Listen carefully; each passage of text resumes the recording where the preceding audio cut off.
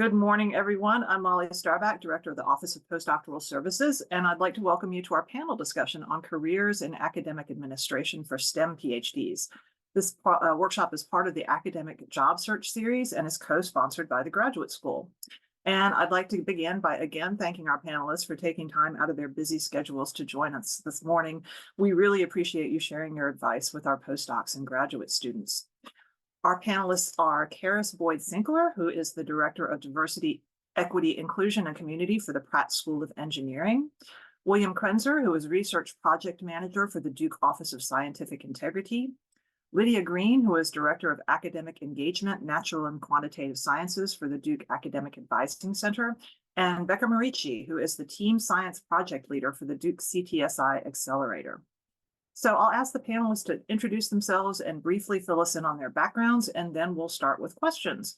Many of you submitted questions online, so we'll start with those and then move to questions from the audience. So Karis, perhaps you would like to start first? Sure. So hi, everybody. My name is Karis Boyd-Sinkler. I use she, her pronouns, and I'm the Director of Diversity, Equity, Inclusion, and Community in the Pratt School of Engineering. Prior to coming to Duke University, I was working on my PhD in engineering education, and I like to explain that as really trying to apply educational pedagogy and practices to the field of engineering.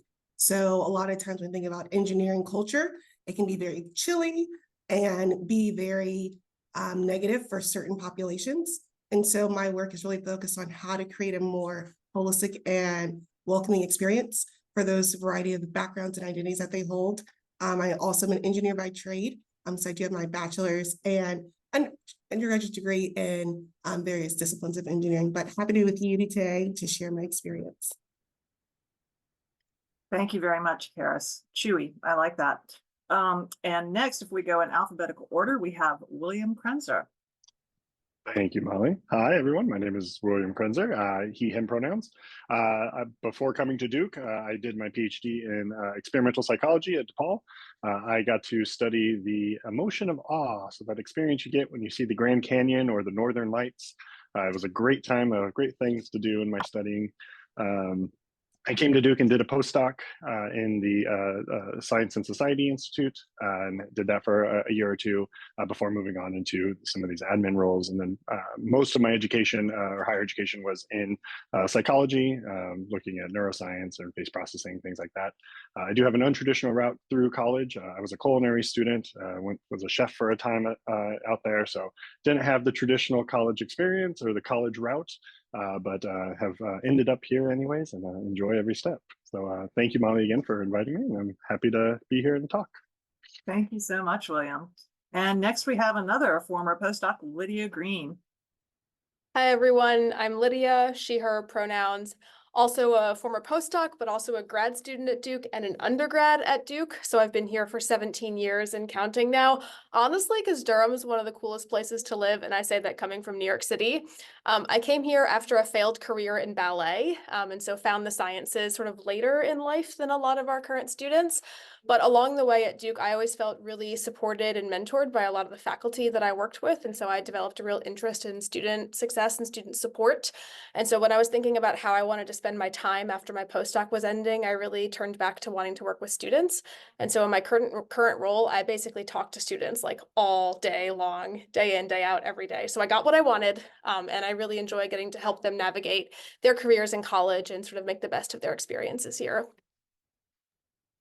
Thank you, Lydia. And as an academic advisor, I appreciate the work you do very much. And next we have Becca Marici. Hi, everyone. My name is Becca Marici. I use she, her pronouns. I am currently serving as a team science project leader at the Duke Clinical and Translational Science Institute. So I was a biochemistry major in college, and then after that took some time to work as a lab technician before going back to school at Duke.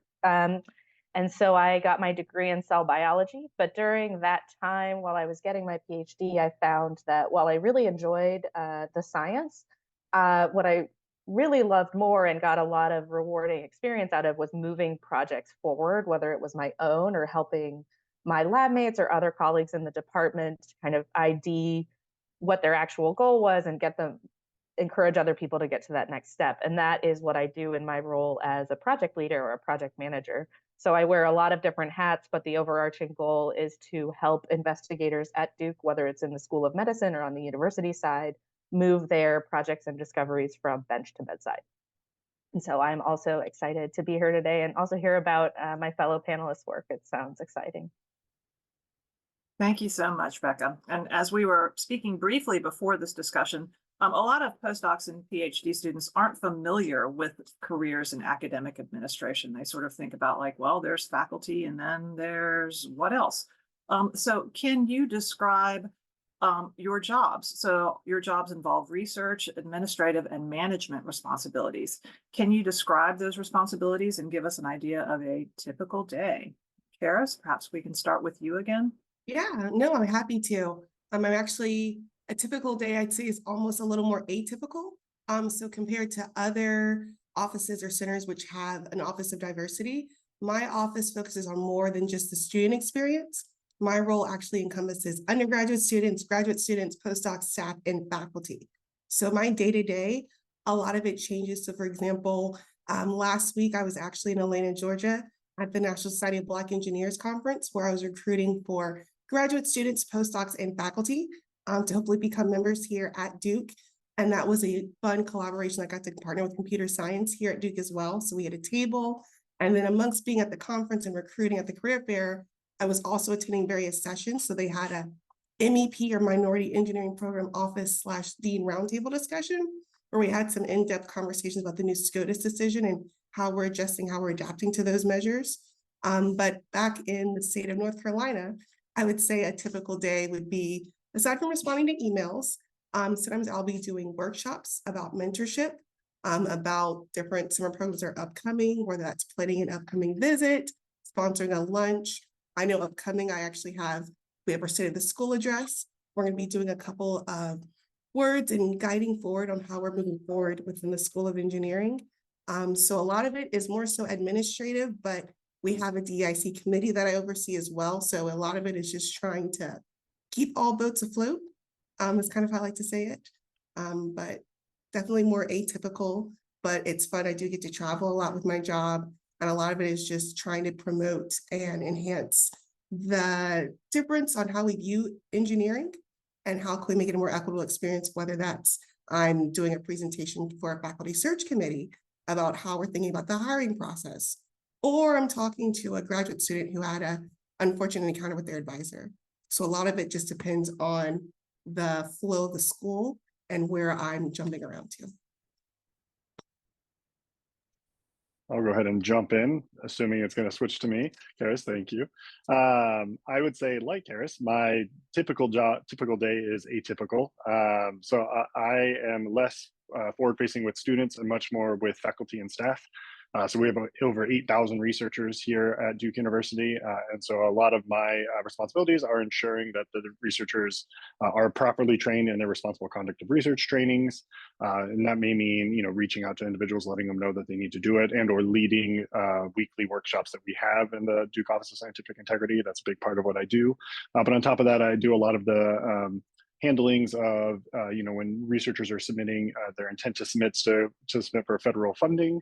I'll do a lot of the processing of some of the paperwork that they have for that to ensure that the research that they're doing is ethically sound and that they're not trying to double dip in terms of funding. So they may apply, if a researcher wants to apply to 2 federal sponsors with the same kind of grant, that's unfortunately a no-no. So we have to make sure that we watch for those kind of things. And so that's a lot of what I do from a research administrative perspective, is looking out for some of the things that researchers are doing and ensuring that we are following by all the laws and rules that we have in place from our federal sponsors. But yeah, so the other aspect is a lot of the teaching in terms of giving workshops and leading different various topics on ethical research practices, things like data management plans, teaching about registered reports, good way of publishing your manuscripts, and things like that. That's a lot of what I will do from day to day. And I think, as the rest of the panelists can say, answering lots of emails and being in many inboxes at once and never knowing if I'm responding to everything on time, but that's always there. I'll go ahead and mute and pass it off. Thank you, William. Lydia. I'll take that baton. So my job is fundamentally centered around our undergraduate students at the university. And so everything really flows depending on where we are in the academic calendar. So for sure, the busiest times are around course registration. And during those couple of weeks when students are picking their classes, like I am in hour-long student meetings all day long, every day. And those times of the year are pretty exhausting, but they're also pretty meaningful because we get to have a big impact on the students and what they're studying and how they're thinking about their education. A lot of the conversations outside of course registration will be around like, what do I do with my summer? How do I get involved in research? How do I navigate if I want to go to grad school or something else? And so it's really valuable to be able to spend my time in those conversations. Like I find a lot of meaning from it, but that's not my whole day.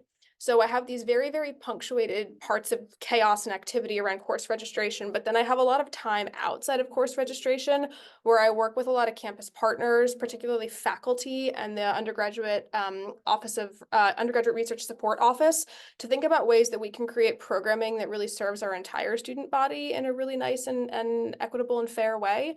So making sure that our research funding is allocated in ways that support students across all disciplines, not just in the STEM fields, and that also like we're curating appropriate mentorship channels and things like that for undergrads. So I have a lot of collaborators in various departments all over the natural science and quantitative sciences fields across campus that are really meaningful.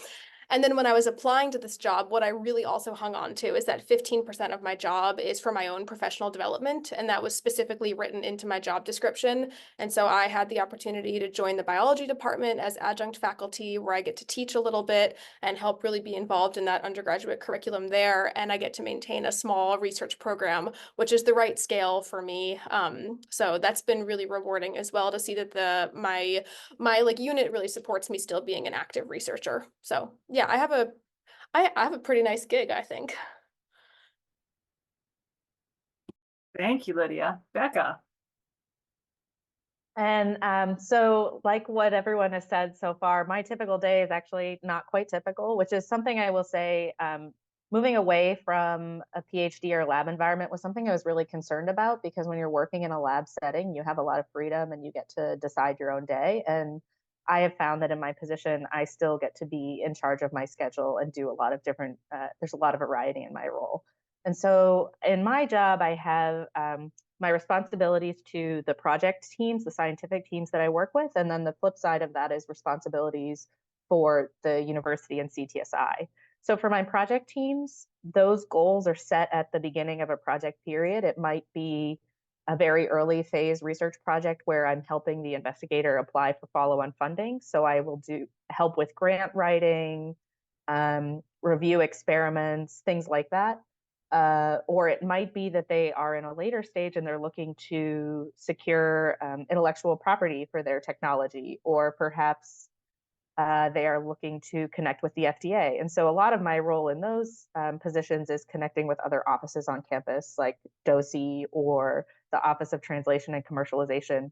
And so my role is really overseeing the entire project and making sure all of the pieces are fitting together and things are moving along. So it's my role to have, the investigator has a very specific focus on the science, while I can do this 50, 100-foot view and keep things moving. And so for CTSI, my role is really tracking metrics for the university that they can use for applying for their own follow-on funding, keeping the office running. We have our own call for proposals that we give out funding for investigators. So operational work for the CTSI side of things.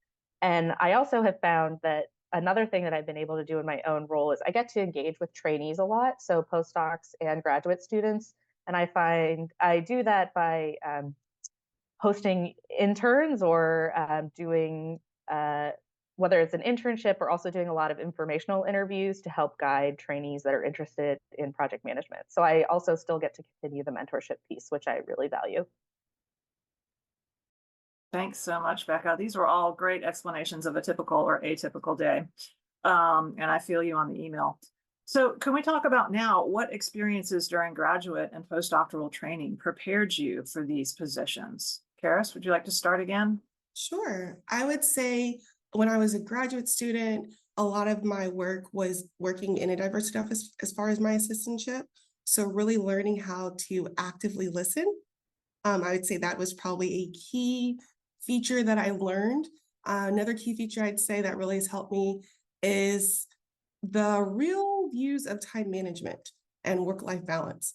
I know people are like, oh, you need to have a great work-life balance, but really leaning this idea that there is not a picture perfect work-life balance. It's managing your life and balancing work. So I know one thing that I constantly remind myself is that life will keep going on, whether grad school is here or not. So stay in tune and kind of take time to smell the flowers when it comes to real life events, whether that's a wedding, whether that's a baby shower.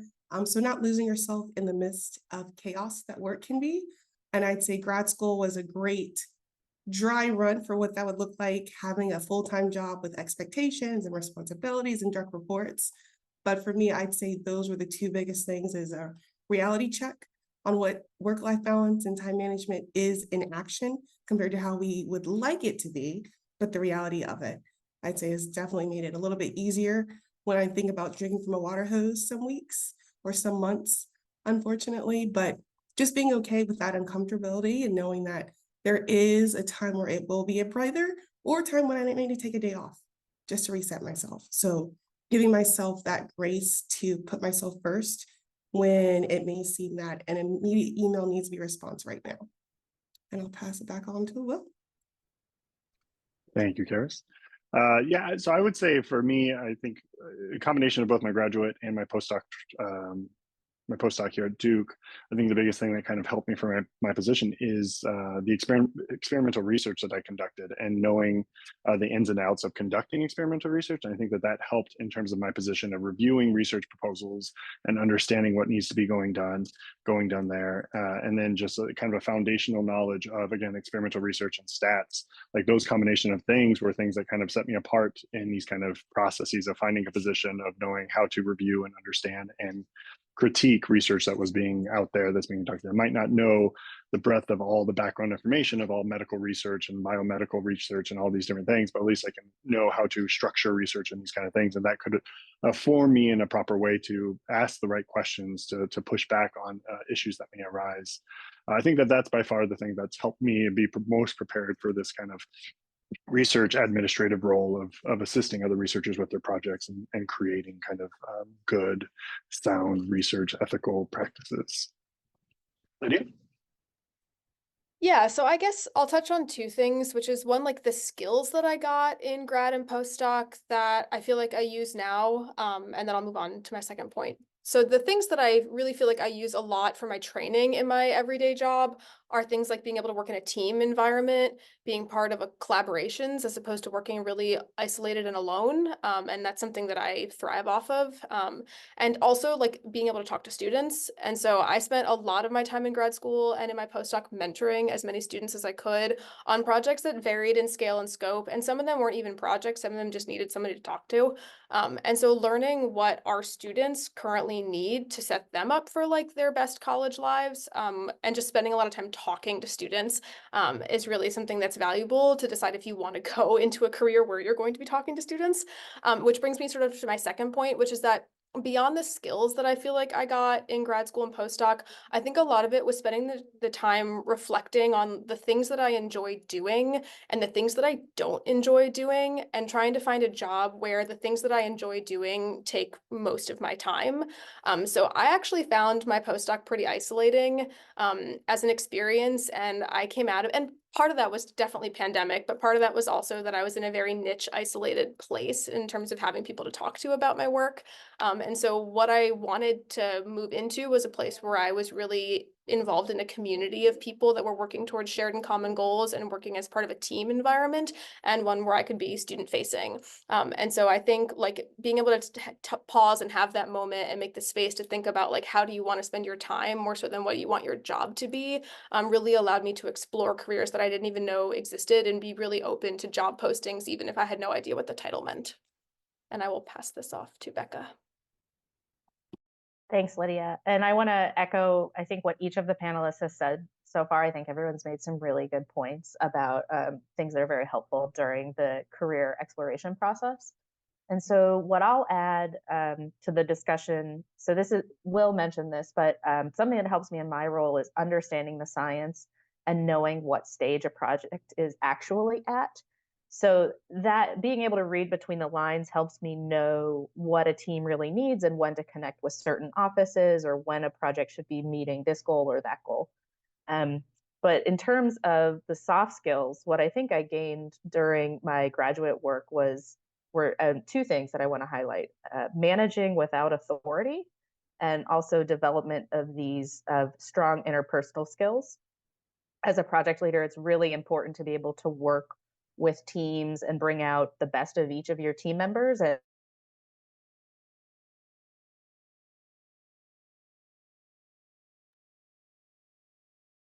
Oops, did Becca freeze? I think Becca might have frozen. charge Okay. of them. So, and then the last thing I was going to say is one thing I learned during graduate school was knowing what I don't know and how to figure that out. That was a really valuable skill, and I think it serves me in a large university with administrative tasks. If I don't know the answer to something, I know how to figure it out. Wonderful. Thank you very much. So, what advice would you have for a postdoc or a graduate student who would like to move into one of these positions? So you've talked about developing soft skills and time management, but are there, classes that people can take, internships? Can any of you speak to that? Sorry. I will jump in. If there's someone who has a particular role that you'd like, try to do like a soft informal interview just to see if there is a database that you can get involved with or a group me. I know with me in my role, a lot of it was reaching out to folks where I like your job title, I'd want to be there one day. So can we just chat about your journey? And oftentimes realizing that journeys are not linear. So that was really helpful to see that it is okay not to think I'm going to start here and go immediately to that position, but it might take a little bit more flexibility on my end. So I would say any type of conversation is very helpful. Yeah, I would just add off of that and say that if you find an office that you're interested in and you like what they're doing and you think that the work there is meaningful, being willing to start from the bottom and work your way up, right? I entered at an entry-level position and then over time have moved on up and throughout it because that is something that I was passionate about working with and doing. I think being able and willing to do that can be very helpful and can do it. But yeah, it's just finding that right kind of group that you like what they're doing and you're passionate about what it is that they offer. And I think that's a good way of doing it. Yeah, I'll be short and brief just to add to that. Talk to everyone. I think I am pretty new in my job. I had no idea that there was this entire world of people with PhDs working in upper administration at the university. I was sort of floored when I started figuring out the landscape of who works here. And so I should have done my own homework or could have done my own homework a lot earlier of just like talking to people at Duke. Most people will be happy to leave their desks for half an hour to go get a coffee with you and just chat about their careers. Like, please take us away from our desks so we can get us coffee. We would love to talk to you about this because we also probably all of us wish that we had more people that we could have talked to when we were looking for jobs in these positions. And I think we all probably, I don't want to speak for all of us because I just met the three of you, but I think the whole community of us probably feels pretty passionate about paying this forward and making sure that like everyone finds the job that's the right fit for them. So just go talk to people. We're generally pretty nice. I will echo exactly what everybody else said. It's about networking and talking to people. And if you, what I will add is if you're nervous about networking and that's not a skill that you're used to having, try and find an activity which you can engage in while you're networking. So perhaps there is, a community cleanup day and you know that the CTSI is sponsoring it. Go there, then you have an activity to focus on and you can also connect with other people at the same time. And so that's what I'll add to that conversation. Wonderful. Thank you. Excellent advice, everyone. So, what is the best way to find these opportunities? I can just jump in real quick, and I would say for me, it was I had two ways that that you can find opportunities is having your own kind of network that you have at Duke already, right? You may have a network of connections of PIs and co students, whatever it may be, that they may be able to help you find different opportunities that are available. But also just the Duke at Work page that has the postings. That's also just a very helpful way of internally finding positions. Again, if you're wanting to stay at Duke. or at least using the structure that we have at Duke to be able to find positions elsewhere, knowing, okay, this kind of position is in this type of office. Let me look to see if these other universities have this same type of office, and how could that be work for that kind of transition. Sorry to jump us out of order. I can also just chime in here, which is that for me, part of the conversation with my family was that like I wanted to stay in Durham. Like my wife and I both work around, and I wasn't going to get on the tenured job search market and potentially move somewhere all over the place. So we really wanted to stay local. And so I stalked the Duke Careers website like every day for a while, just looking, not because I was going to apply to everything, but I really wanted to understand what sorts of jobs were available at the university, just to start reading descriptions and then maybe figuring out who I could talk to or who I could learn from. And so I applied for a lot of very diverse, different things on campus because I wasn't, like I said earlier, I wasn't going for like what the title of the job was, but rather how I would spend my time. So I applied for a job at the farms because I was like, oh, like farming, that sounds like something I could totally do. So I think just like reading a lot of job descriptions can also help you figure out the diversity of things that are around. So yeah, but also it's totally cool if you want to stay in a specific place and look for a job there as opposed to moving away for your dream job that might not end up being your dream job. I think that's really good advice so far. And the only thing that I would add too is going to job talks like this. And if you go to a job talk and you hear someone that sounds like they have a really interesting job, that is another way to build your network. And you can specifically reach out to that person afterwards and ask to hear more about their roles. One last item I'd add is any job alerts. If there's like, oh, I'm a part of this organization or I want to be a part of it in this particular role, normally they have like, you can subscribe to like free job alerts. I know that's kind of how I took a more laid back approach of having them send the jobs to me based on certain queries and save searches. So that can also be a little bit more of a mental relaxation instead of feeling like you're scouring websites on websites as well. Thank you. That is all amazing advice. Wonderful. I totally echo like looking through Duke jobs to seeing the breadth of positions that are at Duke and other universities and attending events. Like I have never known anybody to card anyone at a Duke event. So you can go to an event that's sponsored by any of these organizations and just, yeah, see what it's like. Go to one of the undergraduate events held in the Penn Pavilion, right? So, yeah. All right, so our next question is how should postdocs and PhD students structure their resume or CV when applying for these positions? Do we want to use the full academic CV or move to a resume? I'm going to start this one to say I was so naive and I totally submitted my academic CV with like all of my publications on it. And I still to this day feel really bad for the staff assistant in our office who had to personally redact every single one of my names from my publication lists because we do anti-bias practices in our office for hiring. And like, I still feel bad for this day. So don't do what I did. I will say I did the same thing, but on the other end, I know that, and this can get to some of the questions later on, depending on your experience, your compensation can change depending on what's on your resume, what's on your CV, and what it is. So making sure that you do have all the breadth that's there to cover everything to ensure that you can get that higher salary to do it. But I did the exact same thing. I submitted my whole CV and yeah, felt bad for it, but I was like, well, this is what I have because we were trained academics and that's what we were supposed to do. So it is that kind of balance though, of making sure that you have everything on there that is going to ensure you get the salary you deserve, but also making sure that it is concise, which academics are terrible at. Yeah, I'll echo. I also submitted my entire academic CV. I did like some sections I put like selected publications. So they could kind of like, oh, I'm still growing or I might have some more coming through, just so I kind of aligned with the job description. And then I kind of went through the bullet points on what they were asking for to see if I could touch or nudge, if not completely say, I feel confident that I can do each of these task deliverables, just to make sure that it was captured. A lot of it was because my role did mostly involvement with students. This role is going to be involved with faculty and staff. So I know I added a section about selected presentations and workshops and seminars. So it kind of showed, oh, a workshop or a seminar, you might have more faculty involved, not just a student facing type of role. So that's kind of how I tried to tweak it a bit, but I definitely did not do a lot of tweaking, honestly. I was just like enough to pull out for a cover letter, and then that's it.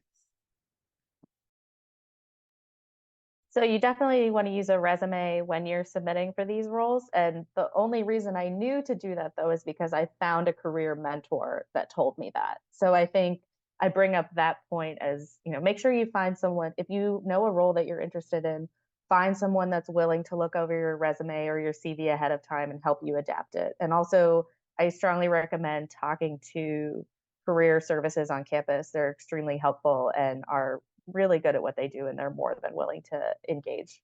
So Only thing I'll add also, and Karis kind of touched on this, was reading the job description and job posting and ensuring that your resume covers all the keywords, all the key points that are there. And that can get to ensuring you get the proper salary and that kind of stuff if you're covering all those kind of things. Yeah. Thank you, everyone. Can you talk a little bit about the interview process for these jobs? Presumably, do you have to give a job talk? Do you have to give a... I'll jump in only because I feel like mine was probably more of the abnormal ones, because I finished my graduate degree during COVID, so 2021. So my interview process was completely virtual. So I remember my first interview, they're like, oh, we've allotted, I think it was like 45 minutes. And it was just a round robin of questions, and I finished it within like 10 minutes. And I was like, oh, I definitely didn't get the job because it was so much more time and I didn't have any questions. But then I got called for round 2. So I was like, oh, I must have done something right. But even that second interview, it was more so conversations and questions with different groups in the School of Engineering. So not as frontward facing where I had to do like a formal presentation, which might be more atypical compared to what some people might ask of a person in this role nowadays. So my process, I want to say I applied in October, and by December, I had an offer. So also it was fairly quick. Something about my role is it was vacant for 3 years. So they were very quickly wanting to get someone in the role because they had 2 failed searches. So because of that, I'd say my process was probably atypical compared to some of my other peers who might be able to say more about their experience interviewing. I'll say mine is similar kind of story. At least I transitioned from a postdoc early and then transitioned to an admin role in a different part. But then I switched to this current office during peak COVID times. So, and I was at an entry level position. And so at a very entry level position, there isn't a lot of presentations or any of that kind of stuff. I did a round with an interview with my boss, or who would be my boss, I should say, and then a group interview with the people I would eventually be working with. And that was about it for me in terms of my interview process. And then through the promotions I've gotten since then, it's been about the same kind of thing, right? Of just kind of moving forward and having these kind of conversations. But again, my starting was at this very kind of entry level position. And so it wasn't a director or any of these kind of things. So there was very minimal kind of outside interactions. Mine was also really fast, also because they had a failed search before I ended up in this job. So I applied, actually, funny story, I was in Madagascar doing field work when I applied for this job, and I was applying for a few different things. Like I said, I didn't really think I would get anything, but I was just looking more for application experience at that point. So I was putting in stuff for my hotel room in Madagascar between field sites. And then I got an email saying that they wanted to do a first round Zoom interview with me. And I actually did that in Madagascar, which was really interesting in terms of trying to find enough cell reception to host a really like high quality Zoom meeting and not feel like I was like totally out of my depth. And then, so that happened like maybe 3 weeks after I submitted materials. And then I got called for a second round in-person interview. That was just like a half day, meet the whole team. Some of it was round robin, some of it was individual, but none of it was like present your research or present your plan. It was more like, are you the right fit for this team and for this particular position? And then I found out maybe 2 weeks later that I got offered the job. And so I think I submitted materials in like late March and I started July 10. So it was pretty quick. So that was very painless in that sense. So that was great.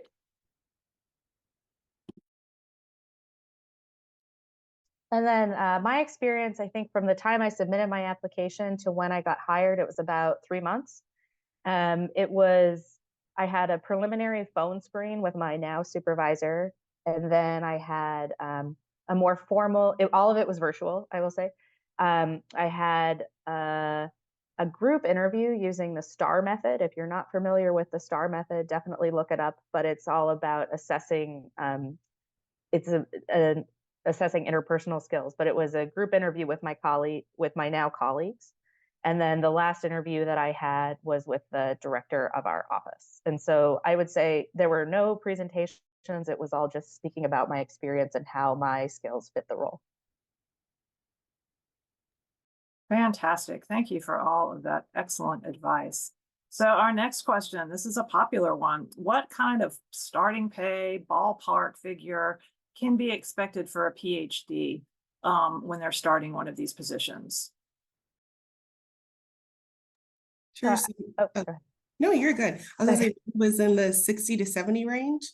I will say that I know having a new dean, we did an entire salary equity assessment in the School of Engineering. So that has moved me up quicker than ideally if I would have gone through the traditional time and experience of ranks, I'd say. If you're going to look for the academic role that I'm in, the starting salary range was the range for a project leader 1 starts at 80 and it goes up to 125. And I say that's all based upon your previous work experience and your career record. So like Will said earlier, make sure that you put as much information on your resume as possible, but be as concise as possible. I will say my started, again, as a starting position, it was in the 50 to 60 range. So it was rather low. It was really postdoc kind of pay, national, federal postdoc kind of pay. It has gone up since, again, as you kind of rise through the ladder, it can kind of go up there. But I think, again, to Becca, what Becca pointed and said and what I had said earlier, I think a big thing that Duke does take into account is how many years of experience you have post-education. And postdoc does kind of count towards that. But graduate school doesn't count as work experience, unfortunately, when you're looking in terms of your pay. So the more experience that you have after graduate school, the higher your starting salary can be in that kind of process. But yeah. And mine was also in the 60 to 70 range. I will say, like, out of our team, I am probably the least experienced in terms of just working in my field. I came out of a very like academic research heavy postdoc where some of my colleagues had gone into these careers much earlier than I had. And so like we have folks that came out of like scholarship running programs or came out of actually like tenure track faculty lines where they were like, don't want to teach this load anymore and looking for something different. So I don't know if their salary ranges are higher given that they've had more experience, but for me coming straight out of postdoc, the 60 to 70 range was a nice boost from my federally mandated minimum postdoc salary. All right, thank you, everyone. And I just posted a link in the chat to the Duke HR pay ranges. So you can find pay ranges at Duke. Be aware that you're probably not going to start at the top of the pay range, right? So it's usually mid to lower quartile. And of course, if you're applying for a place at UNC, any public institution, the salary is usually public information. So you can look it up that way. And our next question is, and Williams touched on this a little bit, what's the career progression for these types of positions? I'll jump in, and I think it really depends on where you are. I can't speak for my colleagues here on the panel because we're all in very different spots. But I think a lot of it does depend on the office in itself and what is the culture of the office. Do they view progression within, or do they just trying to build you up so that you can move on elsewhere? My office of scientific integrity is very much let's promote within, let's try to get up and then kind of keep building us up since we're kind of building that foundation. But I also have a wonderful boss who is extremely helpful in trying to make sure that it's the best situation for you, whether that's staying at Duke, staying in DOSI, or going somewhere else. That is what they seek to do the best. And so I think, again, a lot of it does rant in like what is the culture of that department. I think Duke as a whole, right, really likes to keep everyone and likes to keep people happy and likes to stay within. And so I think if you can get in a position at Duke, you can usually find another place that is a step up on the ladder in another office, in another institute, in another center, anywhere on campus. It's just your willingness of, do you want to risk that kind of movement to another office or whatever it may be? I can jump in to add to that. Our office is small, there's only 9 of us, and so there's not a whole lot of room for growth necessarily because we're all sort of equal counterparts in terms of the scope of our work, with just different specialties. But I also have one of those awesome bosses who's interested in investing in her people and making sure that we're getting the professional skills and the development we need to be able to move on in our careers. And I don't think that there's no like expectation that we sit in these jobs for the rest of our lives. And that's like an open conversation I think that we can have, which is really refreshing, actually. And so there's a lot of investment in our team gaining the skills that each of us individually wants to be able to like do what we want with our jobs. So, but in case she's watching this, I'm not planning on leaving anytime soon. I would say I have similar experiences to Will and Lydia. You can, if you get a position in this office right now, I have colleagues that have been here for many years, and you can move up. I start as a level 1, you can move up to a level 2 and a level 3. And if you wanted to stay very long term, you might be looking at a position being a program manager or running an office like this. That would be an ideal trajectory. But I will also say, like Lydia, I have a very supportive boss that is very encouraging about professional development, and she has indicated that she doesn't necessarily expect us to all stay in one office. So if we see opportunities that outside of Duke that we might be interested in, she's more than willing to help us, secure the skills that we need in terms of our long-term professional development. So you can start in an academic setting, and you can move to industry or government or something like that. And I'll just add, so for my role, I actually stepped right into a director role. So I know anything about career progression, it's like, well, where do you go from now?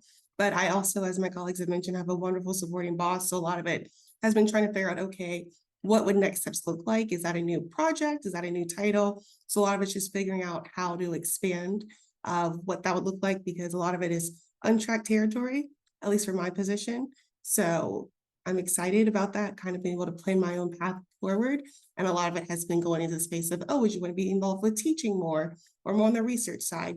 So just having that idea in your head on what's that end goal, and kind of if you could make your own way, what would that look like? Keeping that in the back of your head as you have more conversations with your boss is very helpful as you move forward, because they're going to ask you, what do you want? You might not always have a direct linear of, oh, your next step is this. And so that's something that we're having fun together, my boss and I are. Wonderful, thank you. So, as most of you know, being a graduate student and being a postdoc is a position of precarity for many. So can you talk a little bit about the job security for these positions? And perhaps relatedly, are there more of these kinds of positions than the traditional tenure track faculty and or industry? I'll jump in, give Karis a break so she doesn't have to go back to back there. I will say, and I think Lydia kind of hit on this. Lydia, sorry if I'm over speaking for you. I tried to go the tenure teaching route, but my CV was not built in that way. Like Lydia, I'm following the career of my wife and letting my wife's career decide where we go and what kind of do. So going that kind of tenure track route was never going to really be an option. But there are so many admin kind of roles at universities that it made it a very easily and kind of good way to go. I will say that I feel that the job security within an academic institution as an admin is extremely safe, and there is lots of support in that kind of aspect. I think the trade-off for that is that the salary is going to be a lot less than what you would have in an industry, right? Where you could do something similar in the industry and you may be 1.5 to 2 times much more salary, but you have the risk that anything could go wrong and you'd lose your job, right? But as working at an academic institution as an admin, you still get that same kind of support that your job's going to be safe. You have various offices that are there to support that. You have the benefits of working for nonprofit, whatever that may be, public service loan forgiveness, these various aspects that go into play with that I think kind of outweigh this risk reward of making more money in an industry that can do that. And I'll also add that when I started my position, a week after accepting the position, I found out I was moving from North Carolina to California and have been living and working in California remotely for the last 3 years. Again, getting promotions and still working for Duke. And so that shows the type of security that you can have in academic position, as long as you can, or in academic institution, as long as you can do the work that you need to do and you have that kind of support. Yeah, I can add to that. Like, I mean, I guess in a theoretical world, you could decide to get rid of our jobs, but it's a university where there's a lot of students. So I feel like there's always going to be the need for positions for people that really want to work with students because, like, I know this is being recorded, but a lot of the tenured faculty don't necessarily want to work with students. I'm just going to say that out loud. And so I think, right, for the university recognize, yes, thank you for the like validation of that point. All right, I think the university recognizes that student support is really an important part of like being a university. And so I feel like even if this particular position doesn't exist, I like am confident I could find a way to navigate at this university if I wanted to stay here. I don't think that these positions are going away because I think they're pretty valuable on campus, but I just like, I don't know. I think we all hold job security against the standard of academic tenure.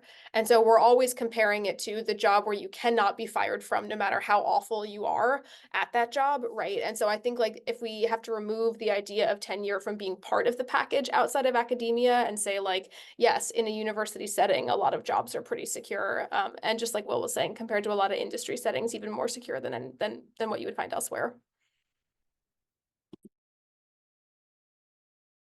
Yeah, I'll echo. I definitely agree with all of you on what you said about the security piece. I will add just a little caveat to make sure you're looking at the industry itself and where it plans to grow. And I know that's more so just from my role being in DEI. There's a lot of talk, a lot of conversation. We're seeing with certain states, DEI programs being completely cut. But a lot of folks, even though they're housed within DEI offices, there has been a guarantee that they'll still have a job within the university system. So just be mindful if you're looking at certain jobs that if it is on the cusp of something happening, will you still have job security? And so far, a lot of my colleagues at other institutions, they still have that in the DEI space. So I will say, regardless on what it may immediately appear, there are spaces for security as an administrative. Yes, I agree completely with what Karis just said and also what Lydia and Will said. I think there's a lot of job security, but the one other thing to consider is if you are hired into a role that is grant supported, so you may not have as much security, but even if they're willing to, they might be willing to reabsorb you into the Duke system, and I think that's something Duke tries really hard to do, and that's really valuable. Your title may change and your role may change. So that is something to consider, but I do think there's a lot of security in still just maintaining a job that you might not see in an industry setting or something like that. Fantastic. Thank you all for that. Excellent advice. And now our next question is one that Karis brought up at the very beginning of our discussion. Can you talk a little bit about the work-life balance for these roles, perhaps as compared to traditional tenure track faculty industry?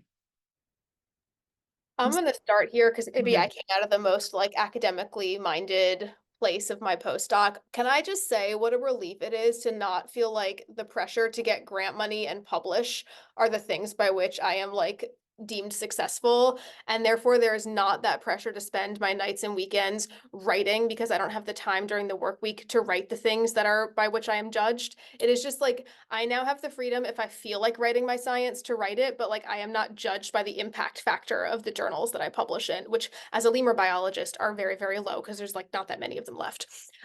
So that has just been such a welcome relief to feel like I can choose how to spend my time outside of work, which often means not spending my time outside of work. I also, in our office, we have one work from home day a week, which is just carved into our schedules. I have to be available for student meetings, but I can wear pajamas in my bottom half if I want to and have my cat in the background, which has really been like really wonderful for my mental health. And it is just like not having that pressure. I just cannot like tell you how important that has been for my own like health and happiness.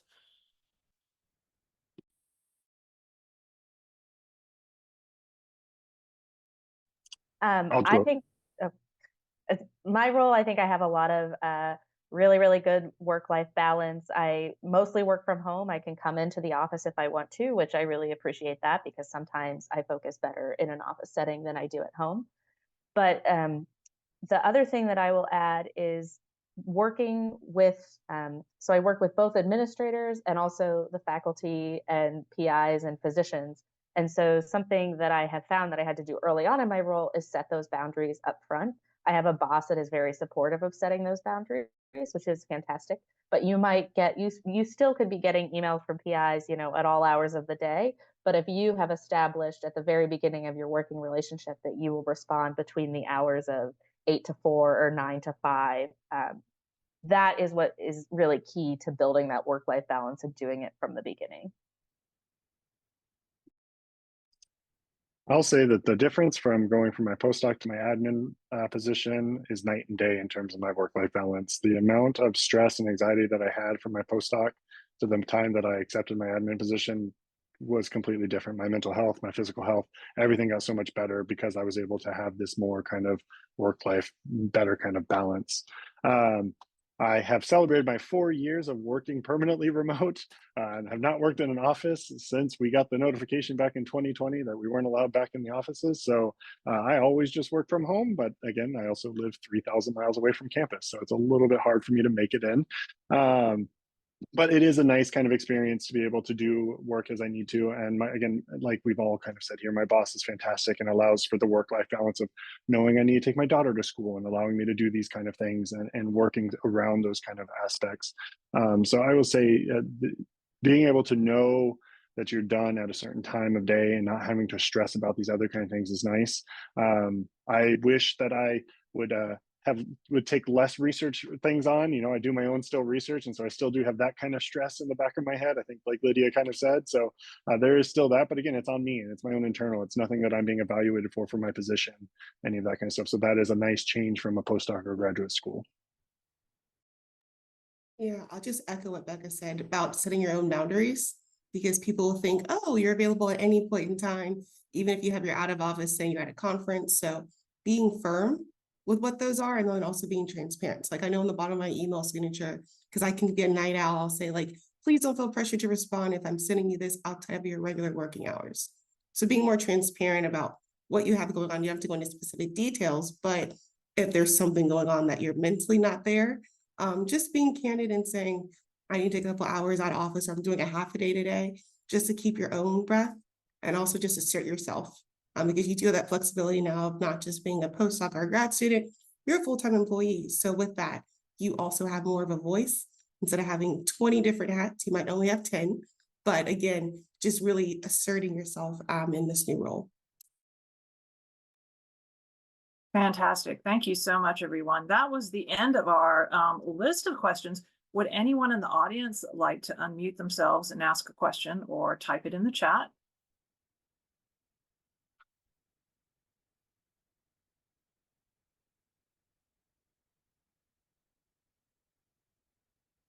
Really, we answered all the questions?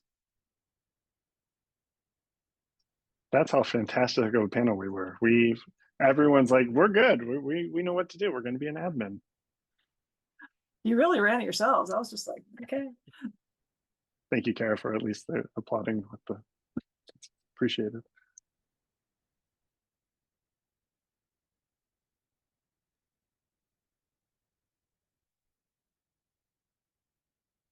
Okay, looks like we have some questions in the chat, or one from Uthpala. Are there opportunities for international students in such roles?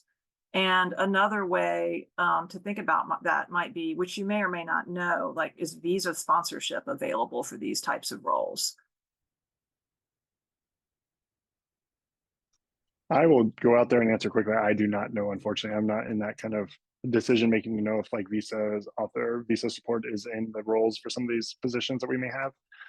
But again, I think that reaches back to the point we made earlier of reaching out and just asking and finding those kind of questions. And I think that that's always a great step to start, but I'll let others. I also don't know, and I have an international spouse, so I probably should know some of these things. But I would say Duke Visa Services might be a place to go, maybe just have a chat with and say, like, can you tell me about what sorts of roles across campus support international students and employees? Just for you to get like an idea of and maybe that could also be a way to identify some people for you to set up international informational interviews with, to learn about how they navigated that process as an international scholar. That just might be a good networking tip. And I'm sorry, I don't know the answer to that. I will say that probably anybody's HR manager or business manager would know the answer to the question. If you just ask them, like, you know, do they ever sponsor visas for people who are applying for jobs in student affairs or CTSI, right? Because yeah, universities do have, of course, an established procedure for getting people work visas, much more so than, say, a small startup. So it would be a good question just to ask an HR manager as well as visa services. And we had a question, how often or easily do people transfer to other sectors? I'm not sure. Jaya, would you like to provide more information on that? Do you mean transfer to other roles within the same university, or? So I was just wondering if somebody felt they have to leave the higher ed sort of sector, and maybe because they want to earn more money, they have more, you know, like financial burden or something like that. Like, was the skills that you earned at in academic admin roles, how easy would it be for you to find a job outside of higher ed or nonprofit? So I could speak to that in my project manager role. I think I'm actually very excited that I got a project manager role in academia. I think it will enable me to, if I want to go to the industry or government route, I think it is an easier transition for some people to make. And I can say that based off of where I've seen some of my career mentors go. I think one piece of advice I would offer, if you already know that you want to make that transition, when you're looking at your academic postings and when you're in your academic role, regularly look at job postings for these positions in industry and work with your manager or look for ways to build those skills on your resume while you're already in your current position. There's a lot of professional development available at Duke. A lot of different offices are willing to commit money in their budget to professional development. So find ways, if you know that's a transition you want to make, start as soon as you get your academic role. One thing I'll add on to that is that when you start looking for these kind of industry type of roles, coming from an academic, coming from a research-based institution, how we view doing research may be different than how industry views doing research. And so being sure that when you're speaking in these kind of interviews or when you're talking about this, that you're going to have to come from it from a different perspective, right? Where in academia, we're like, hey, we're looking for significance and how is this going to affect the science and as a whole, while industry may look at it from a different perspective, may look at it as how is this going to affect our shareholders and these kind of things. And so trying to change how you're pitching yourself is going to be important. And that's something that you just need to make sure that you think about as you're going through this process, that how you view it as an academic may be different than how you view it as an industry worker. And also to add on, it might be helpful, similar to what Becca mentioned earlier about having a mentor, hiring someone to actually transition your resume to an industry-focused one. Because I know trying to apply to non-government jobs, you might not get as many callbacks when you have a list of publications or even just the typical academic jargon that we tend to use compared to what industry folks are looking at, such as numbers and deliverables, more quantitative statistics. So I'd also encourage, if you have able to find some extra funds to do that, that might make your process a little bit easier when it comes to applying and then overall just guidance. And I'll say that most of the folks that work in my sort of domain have stayed in academia and have moved on to things like academic dean roles or have moved on to similar advising roles at other universities. I think just because it's such a student-facing role, students are a critical part of the component of what we do. And so it's maybe hard to find those jobs in industries where there would be a higher salary range.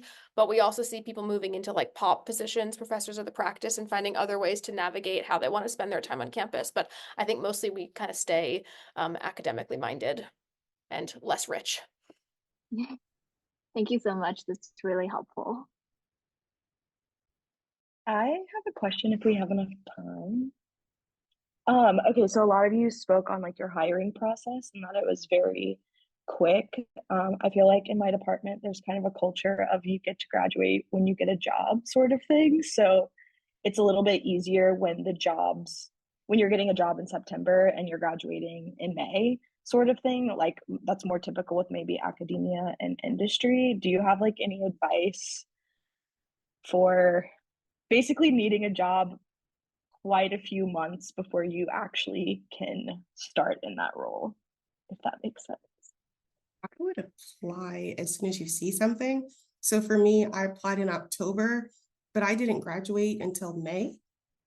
And so I already had the position secured at the end of December, and I negotiated to have my start date in February part-time, and then in June go full-time. So literally like a month after I officially defended. So there is no problem at all. Most places will wait for you. And if they won't, that's a problem on their end. But if they really want to hire you, they'll willing to work with you to figure out, okay, well, we need to make sure that you're moving forward. So with me, my boss will be like, okay, you're still working on your dissertation, right? You're still set to graduate, right? So it was a constant conversation in the spring months. But I needed the money and I was like, I don't want to wait. I want to get started now, and kind of use that to negotiate this. Oh, I want to start getting used to the culture sooner than before I finally finished. So I would apply whenever you see something and then let them tell you no versus you telling yourself no, that you won't get a job. And I'll add to that, this isn't what happened to me, but I also had students in the lab that I came out of who applied and actually started working before they finished and then just came back to defend. And that was written into their contract that was, and like they still got the salary bump from being assumed that they were going to have their PhD, but that was just all sort of part of the negotiation. So if you see something you're interested in, I echo what Karis said, just apply for it and have a conversation about it.